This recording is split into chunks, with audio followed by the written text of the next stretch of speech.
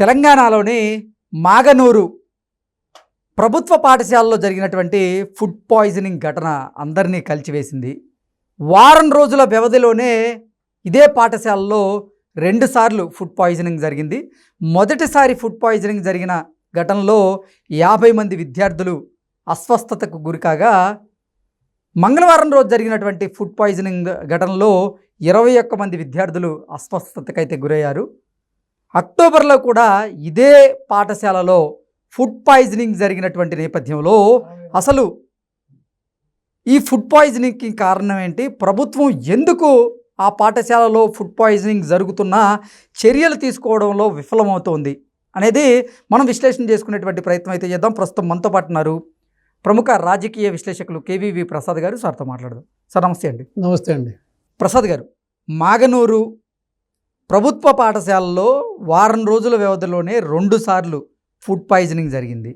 మొదటిసారి food poisoning జరిగినప్పుడు 50 మంది, రెండవసారి ఫుడ్ పాయిజనింగ్ జరిగినప్పుడు 21 మంది విద్యార్థులు అయితే అస్వస్థతకు గురయ్యారు.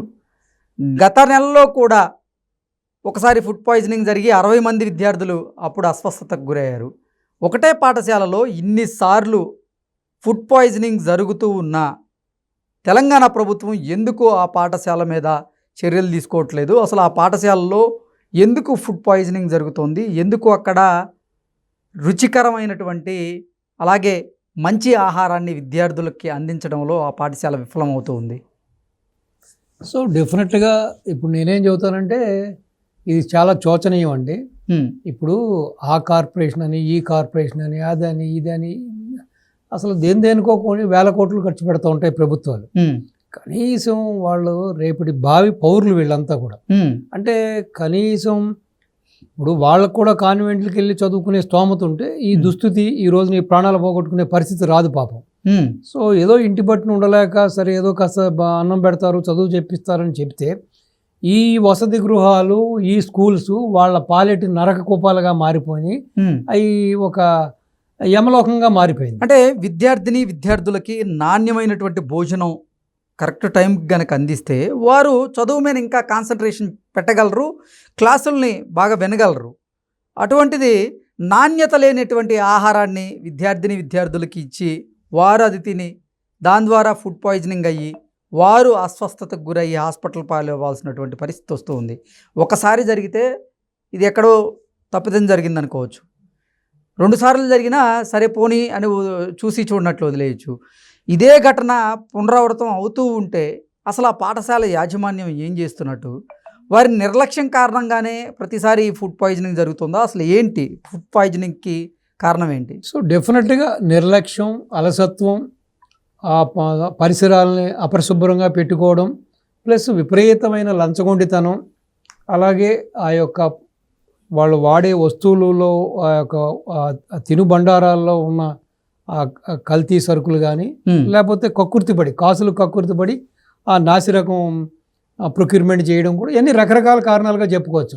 అంటే ప్రభుత్వ పాఠశాలలో ఉన్నటువంటి అధికారులు మాత్రం పిల్లలు తప్పని చెప్తూ ఉన్నారు. పిల్లలే బయటికి వెళ్ళి పానీపూరీలు తింటున్నారు, లేదా బయట ఉన్నటువంటి ఫాస్ట్ ఫుడ్ని తిని వాళ్ళు అస్వస్థతకు గురవుతున్నారు అంటూ కొంతమంది అధికారులు చెప్తున్నటువంటి నేపథ్యంలో పిల్లలు మాత్రం బల్లగుద్ది మరి అసలు మేము బయటికి వెళ్ళేటువంటి పరిస్థితే లేదు, మమ్మల్ని ఆడుకోవడానికే బయటికి పంపించరు, ఇక మేము బయటికి వెళ్ళి చిరుతిళ్ళు ఎలా తింటాం, అదంతా అసత్యం, ఇక్కడ అసలు రుచికరమైనటువంటి నాణ్యత లేనటువంటి ఆహారాన్ని, అంటే రుచి లేదు నాణ్యత లేనటువంటి ఆహారాన్ని మాకు అందిస్తూ ఉన్నారు, ప్రతిరోజు మేము ఇబ్బంది పడుతూనే ఉన్నాం అంటూ విద్యార్థులు చెప్తూ ఉన్నారు. ఏంటి దీన్ని ఎలా చూడాలి? డెఫినెట్గా ఇప్పుడు ప్రతిదీ కూడా ముఖ్యమంత్రి గారు చూడలేని పరిస్థితి. ఎందుకంటే ఆ కన్సర్న్ డిపార్ట్మెంట్ ఉంటుంది, డిపార్ట్మెంట్కి సంబంధించిన అధికారులు ఉంటారు, దానికి ఒక కమిషనర్ ఉంటాడు, సో దానికి సంబంధించిన స్టేజ్ బై స్టేజ్ అధికారులు ఉంటారు, అలాగే అక్కడ మీరు చెప్పిన వసతి గృహాల్లో వార్డెన్స్ ఉంటారు, అలాగే అక్కడ ఉన్న ఆయాలు ఉంటారు, ఈ కుక్స్ వీళ్ళందరూ ఉంటారు. నేనేమంటానంటే ఎవరికైనా కూడా ఒక సోషల్ రెస్పాన్సిబిలిటీ ఉండాలండి. ఆ రెస్పాన్సిబిలిటీ లేకపోతే ఏ పని చేయడం కూడా కష్టం. అంటే మన బిడ్డల్ని మనం ఎలా ప్రేమిస్తామో ఎదుటి బిడ్డల్ని కూడా అలాగే ప్రేమించాలి. సో వీళ్ళందరినీ కూడా గుండె మీద చేయదు చెప్పాలండి. ఈ రోజున ఏదో మసిపూసి మారేడుగా చేసి ఈ సంఘటన నుంచి బయటపడాలని ఈ అధికారుల తాపత్రయం, ఈ అధికారుల దుగ్ధ తప్పించి ఇక్కడ పదే ప్రభుత్వ పాఠశాలల్లో పెట్టేటువంటి మధ్యాహ్న భోజన పథకాల్లోనో లేదా ప్రభుత్వ గృహాల్లో మాత్రమే ఎందుకు అసలు ఫుడ్ పాయిజనింగ్ జరుగుతుంది? ఎందుకు విద్యార్థులు అస్వస్థతకు గురవుతున్నారు? అంటే ఇక్కడ నిజంగా నాణ్యమైనటువంటి ఆహారం లేకపోవడం వల్లే కదా. 100%. మరి ప్రభుత్వం ఎటువంటి చర్యలు తీసుకోకుండా ఎందుకు ఉపేక్షిస్తూ ఉంది? ఇప్పుడు నేనేం చెబుతానంటే, ఎన్నో కార్పొరేట్ స్కూల్స్ ఉన్నాయి, కార్పొరేట్ కాలేజీలు ఉన్నాయి. సో ప్రతిరోజు కూడా కొన్ని లక్షల కోట్ల మంది అక్కడ భోజనాలు చేస్తున్నారు. ఒక నారాయణో లేకపోతే ఒక చైతన్యం, ఒక ఎక్స్ వై ఇలా చెప్పుకుంటా పోతే ఎన్నో ఉన్నాయి. ఏ రోజైనా పలానా నారాయణలో ఫుడ్ పాయిజన్ అయింది కానీ, లేకపోతే ఒక విద్యార్థి మరణించాడని కానీ, పలానా చైతన్యం కానీ ఎక్కడైనా మనం విన్నామా? లేదు. ఎందుకంటే వాళ్ళు చాలా క్వాలిటేటివ్గా, చాలా నీట్గా, అతి పరిశుభ్రమైన పరిసర ప్రాంతాల్లో చాలా మంచి క్వాలిటీ ఫుడ్ని అందిస్తూ ఉంటారు. రెండోది, ఇప్పుడు అదే చెబుతున్నాం కదా, ఆ పసిబిడ్డలకు పెట్టే దాంట్లో కూడా ఈ కాసుల కోసం కక్కుర్తండి ఈ అధికారులు.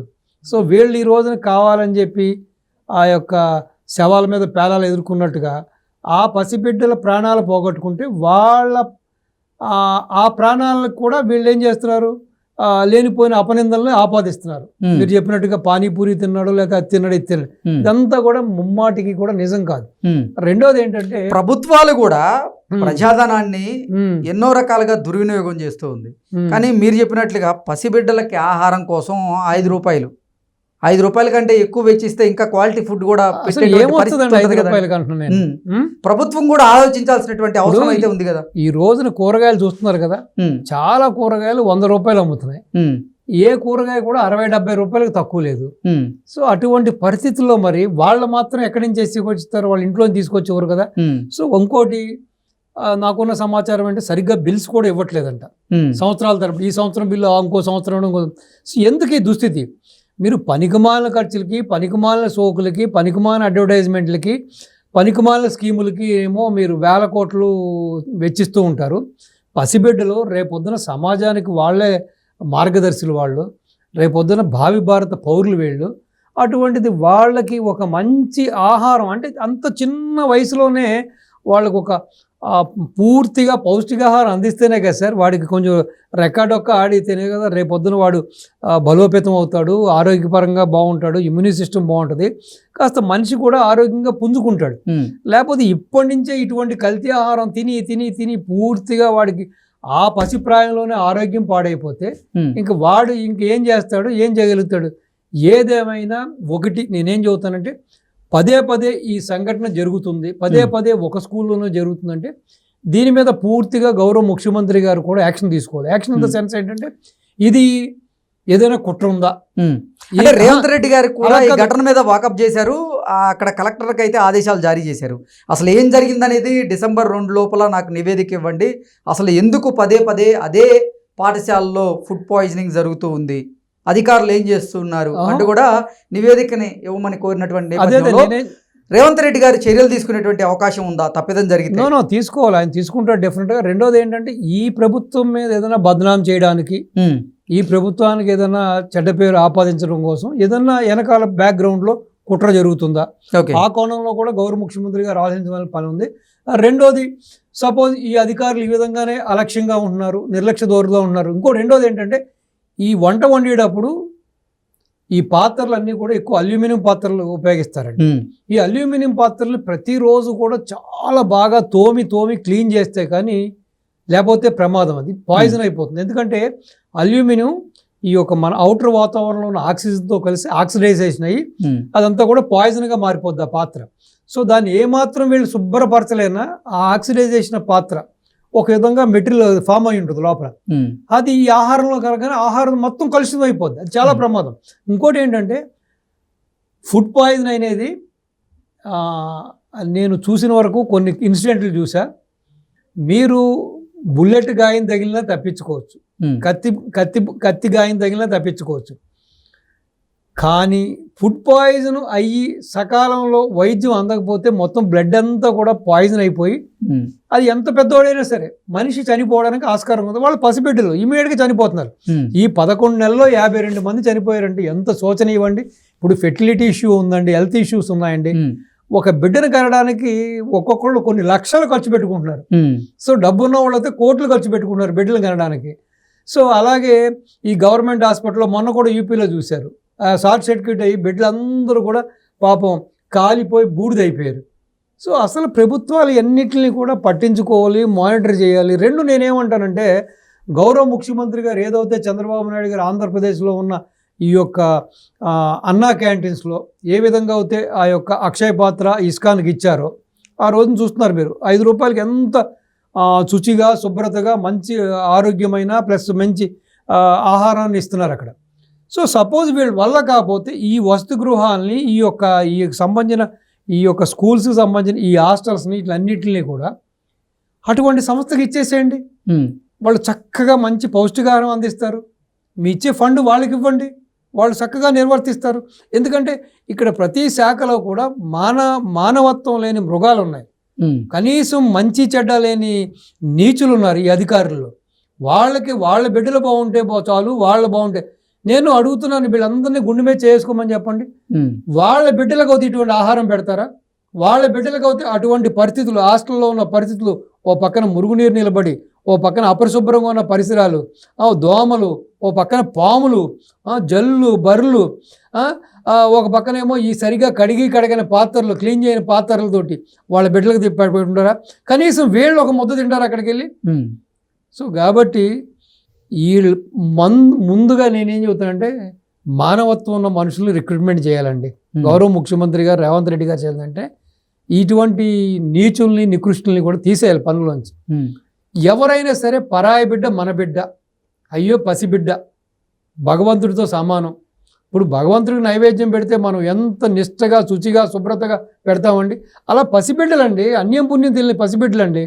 వాళ్ళకి ఆహారం, అన్నం పెట్టడానికి ఎందుకంటే ఇంత నిర్లక్ష్యం, ఎందుకంటే ఇంత దుర్మార్గం? దాంట్లో కూడా లంచగొండితనం, దాంట్లో కూడా కక్కుర్తి. సో కాబట్టి అటువంటి మనుషుల్ని, ఆ యొక్క ప్రజాసేవ చేసే వాళ్ళని, అటువంటి ధర్మబద్ధంగా వాళ్ళ బిడ్డలను చూసుకునే వాళ్ళని పెట్టాలి. లేదు వీళ్ళు ఎన్నిసార్లు చెప్పినా వీళ్ళు మారరు, వీళ్ళ వైఖరి మారదు. మనం అక్కడ 5 రూపాయలు ఇస్తుంటే 5 రూపాయల్లో వీడు 3 రూపాయలు మిగిల్చుకుని 2 రూపాయలు పెట్టాలని చూస్తున్నాడు. కాబట్టి ఆ పుచ్చులు, గిచ్చులు, చెడిపోయి, కుళ్ళిపోయి పట్టుకొచ్చి పెడుతున్నాడు. ద్వారా బిడ్డలు ప్రాణాలు పోతున్నాయి, ఆరోగ్యాలు పోతున్నాయి. సో శుభ్రంగా అక్షయ పాత్ర లాంటి దానికి హ్యాండ్ ఓవర్ చేసేయండి. పిల్లలు కూడా సుఖించి తింటారు, శుభ్రంగా తింటారు, ఆరోగ్యంగా ఉంటారు. ఎందుకంటే రేపటి పౌరులు వాళ్ళు. సో ఈ విధంగా ఇంట్లో ఉన్నా కూడా వాళ్ళ ప్రాణాలు దక్కుతాయి. వాళ్ళు చదువుకోకపోయినా పర్లేదు, తల్లిదండ్రులకి కనీసం ఈ పుత్ర శోకం లేకుండా ఉంటుంది. అంతే కదా. సో కాబట్టి ఏదో ఒక ముద్ద పెడతారు బిడ్డలకి, ఒక చదువు సంధి వస్తుంది, రేపొద్దున వాళ్ళు ఏదో వాళ్ళు బతుకుతారని ఆశగా తల్లిదండ్రులు పంపిస్తుంటే, మీరు ఆ బిడ్డల ప్రాణాలు తీసేసి ఆ బిడ్డల శవాలను మరి తల్లిదండ్రులకు పంపిస్తుంటే మరి ఆ కడుపు కోత ఎక్కడికి పోతుంది? ఇది అన్యాయం. కాబట్టి ఇప్పటికైనా అధికారులు మేల్కోవాలి. గౌరవ ముఖ్యమంత్రి గారు కూడా దీని మీద ఇమీడియట్గా ఒక సమీక్ష చేసి ఇమీడియట్గా వార్ ఫుటింగ్ లెవెల్లో దీని మీద గట్టిగా చర్యలు తీసుకుని దీనికి సంబంధించిన వాళ్ళందరినీ కూడా ఆ యొక్క విధుల నుంచి తొలగించి సో ఎప్పటికప్పుడు మానిటర్ చేస్తాం. సో రెండోది నేను ఏమంటానంటే, ఎక్కడెక్కడో డబ్బున్న ఓడి ఏరియాలో, జూబ్లీ హిల్స్లో అక్కడెక్కడ ఇంటికి ఒక కెమెరా, లేకపోతే వీధికి ఒక కెమెరా, లేకపోతే పోలుకు ఒక కెమెరా పెట్టి కన్నా ఇటువంటి వసతి గృహాల్లో, ఇటువంటి ఈ యొక్క స్కూల్స్లో ఎందుకు కెమెరాలు పెట్టని అడుగుతున్నా. ఇప్పుడు డాష్ బోర్డ్ టెక్నాలజీ వచ్చిందండి. సీఎం గారు దీనికి ఒక సంస్థను పెట్టి, దానికి ఒక కంప్లీట్ ఒక టీముని పెట్టి ఒక డాష్ బోర్డు పెట్టండి. మొత్తం రాష్ట్రంలో ఉన్న స్కూల్స్లో పరిస్థితులు ఎలా ఉన్నాయి, అక్కడ కుకింగ్ పరిస్థితి ఎలా ఉంది, ఎలా వండుతున్నారు, ఎలా ఉంది, హైజీనిక్గా ఉందా మానిటర్ చేయండి. ఎమ్మటే ఇక్కడి నుంచే మనం వాడిని వాన్ చేయొచ్చు. వాట్ ఈస్ దిస్, ఆ నీళ్ళు ఏంటి, ఆ మురుగేంటి, లేకపోతే అపరిశుభ్రమైన పాత్రలు ఏంటి అని చెప్పి జూమ్ చేసి చూస్తే ప్రతిదీ కనపడుతుంది. అప్పుడు భయం కూడా ఉంటుంది. అట్లీస్ట్ వీళ్ళు మారకపోయినా కూడా అట్లీస్ట్ భయం వల్లనే మారుతారు. సో ఆ విధంగా గౌరవ ముఖ్యమంత్రి గారు చర్యలు తీసుకోవాలని, ఇక మీదట ఏ యొక్క వసతి గృహంలో కానీ, ఏ యొక్క ప్రభుత్వ పాఠశాలలో కానీ ఈ పసిబిడ్డలు, ఈ బాలబాలికలు ప్రాణాలు పోగొట్టుకోకుండా ఆ దిశగా గౌరవ ముఖ్యమంత్రి రేవంత్ రెడ్డి గారు చర్యలు తీసుకోవాలని మీ ద్వారా వారికి నా విన్నపం. Okay sir, thank you so much. నమస్తే అండి.